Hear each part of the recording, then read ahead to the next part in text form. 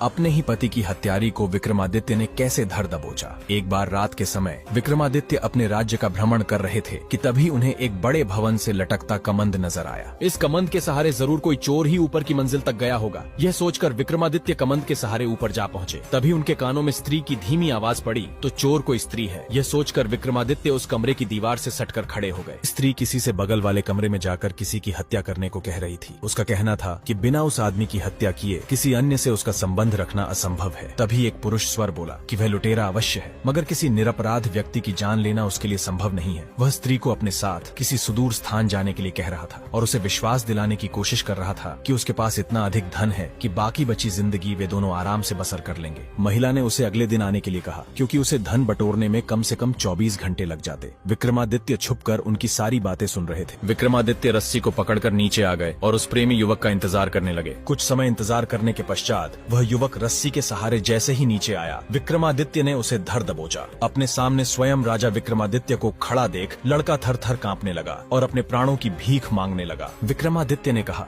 यदि तुम मुझे पूरा सच बताओगे तो तुम्हें मृत्यु दंड नहीं मिलेगा। युवक ने कहा, मैं बचपन से ही उससे प्रेम करता था और मैंने उसके साथ विवाह के सपने संजोए हुए थे। एक दिन मेरे पिताजी का धन से भरा जहाज समुद्री डाकुओं ने लूट लिया और उन दुर्दांत हत्यारों ने मेरे पिताजी को भी मौत के घाट उतार दिया। मैं रातों रात अनाथ और कंगाल हो गया। मेरे अंदर प्रतिशोध की भावना भभक रही थी और मैं अपने पिता के हत्यारों की खोज में निकल पड़ा। कुछ साल इधर उधर भटकने के पश्चात मैं उन लुटेरों तक जा पहुंचा। मैं उन खूंखार डाकुओं के दल में शामिल हो गया और उन सबका विश्वास जीत लिया। अवसर मिलते ही उनमें से किसी एक को मैं मौत के घाट उतार देता। एक एक करके मैंने सभी डकैतों को मौत के घाट उतार दिया और लूट का सारा धन लेकर अपने घर लौट आया। घर आकर मुझे पता चला कि एक धनी सेठ के साथ मेरी प्रेमिका का विवाह हो गया और वह अपने पति के साथ चली गई। मेरे सारे सपने बिखर गए। एक दिन जब वह मायके आई तो मुझसे मिलने के लिए आ गई। मैंने सारा वृतांत उसे कह सुनाया। उसने मुझसे कहा कि उसे मेरे पास धन होने की बात पर तभी विश्वास होगा जब मैं 9 लखा हार उसके गले में डाल दूंगा। मैं 9 लखा हार लेकर पहुंचा, तब तक वह अपने पति के पास चली गई। मैं हार लेकर उसके ससुराल जा पहुंचा और उसे पहना दिया तो उसने अपने पति की हत्या करने के लिए मुझे उकसाया। मैंने उसका कहा नहीं माना क्योंकि किसी निरपराध व्यक्ति की हत्या करना मैं भयानक पाप समझता हूँ। विक्रमादित्य ने उसे समझाते हुए कहा कि ऐसी निष्ठुर तथा चरित्रहीन औरत से प्रेम सिर्फ विनाश की ओर ले जाएगा।